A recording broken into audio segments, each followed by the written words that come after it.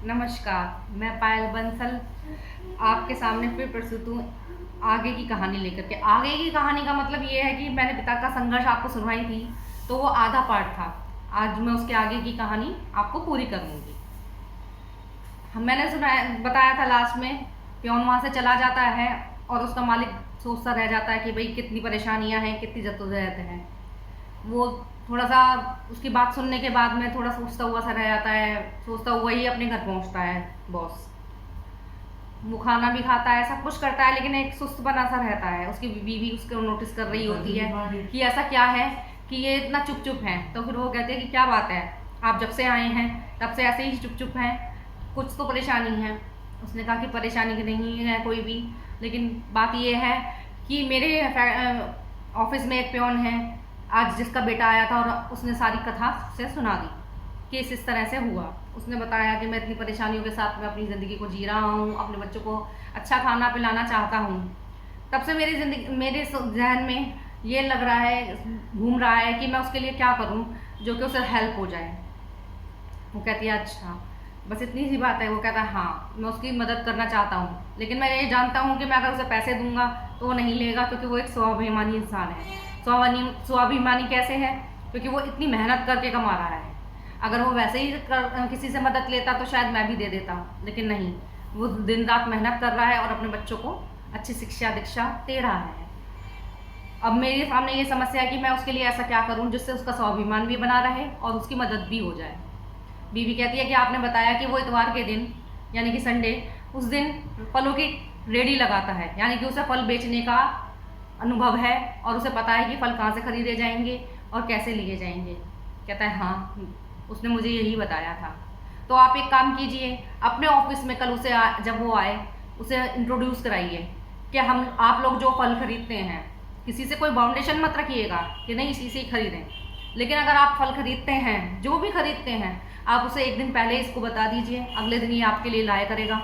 अब वो पैसे इसको दिया कीजिए, इससे इसकी मदद हो जाएगी, 4 पैसे ये एक्स्ट्रा कमा पाएगा, जिससे शायद वो बचने वाला टाइम अपने बच्चों को दे पाएगा, जिससे कि उसके बच्चे खुश रहने लगेंगे कि हाँ हमारे पिताजी हमें भी टाइम देते हैं। जैसा वो त्योहारों पे रंग बेचता है, पटाखे बेचता है, दिया बेचता है, या जो भी जिस भी त्योहार पे करता है, वो सभी को ज़रूरत रहती है। तो उसके लिए भी आप ये अनाउंसमेंट करें कि वो जो भी चीज़ है अगर इसके पास अवेलेबल है और आपकी इच्छा है तो आप इससे खरीदें, जिससे कि कैसे भी मदद हो सके। इस तरह से उसका स्वाभिमान भी बना रहेगा और उसे 4 पैसे भी मिल जाएंगे, और जो वो वक्त बचेगा वो अपने बच्चों को दे सकेगा। कहता है ठीक है, मैं कोशिश करके देखता हूँ। उसके ऑफिस में 250 लोग काम कर रहे होते हैं। वो अगले दिन जाता है, खुश होता है कि आज शायद मैं कुछ कामयाबी पा सकूँ इसकी मदद करने में। सारे स्टाफ को इकट्ठा कर लेता है, प्योन को बुलाता है। प्योन कहता है पता नहीं आज क्या बात हो गई है, साहब ने पूरा स्टाफ इकट्ठा कर लिया है और मुझे भी बुलाया है, पता नहीं आज क्या मुझे नौकरी से निकालने वाले हैं या क्या है, मैं नहीं जानता। वो बेचारा घबराया सा, संचुआ जाने लगता है। वहाँ पहुँचता है, बॉस उसके कंधे पे हाथ रखता है और उससे कहता है कि ये रामलाल जो हमारे यहाँ का प्योन है, आप इसके बारे में जानना चाहेंगे? सब एक दूसरे की तरफ देखने लगते हैं कि ऐसी क्या बात हो गई है जो आज बॉस इस तरह से कह रहे हैं। सब ने कहा कि ठीक है, हम जानना चाहेंगे सर।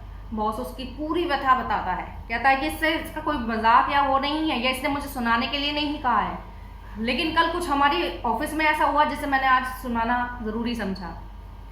तो आप एक काम कर सकते हैं कि क्या जो भी आप फल खरीदते हैं, आप उसकी पहले दिन उसे लिस्ट बना के दे दीजिए कि भाई हमें इतना चाहिए या ये फल चाहिए। आपको ये लेके आएगा और आपको अगले दिन दे दिया करेगा। उससे जो पैसा बचेगा वो इसकी आर्थिक रूप में मदद करेगा, जिससे कि ये कुछ टाइम बचा पाएगा और अपने बच्चों को दे सकेगा। जैसा कि इसके बच्चों को परेशानी है कि भाई हमारे को पापा टाइम नहीं देते हैं, और इसकी आमदनी भी हो जाएगी और उसका स्वाभिमान भी बचा रहेगा।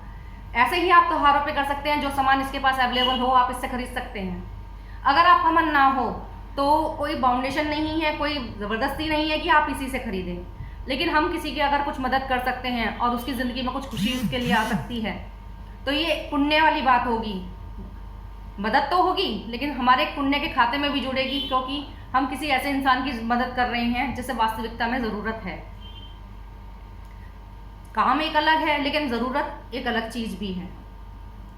तो आपकी इच्छा हो तो आप इसको सपोर्ट करना, इससे फल वगैरह खरीदना, या जो भी आपको लगे कि आपके लिए ला सकता है, 2 पैसे से भी बच जाए और आपका भी काम हो जाए, तो उस काम को ज़रूर कराना।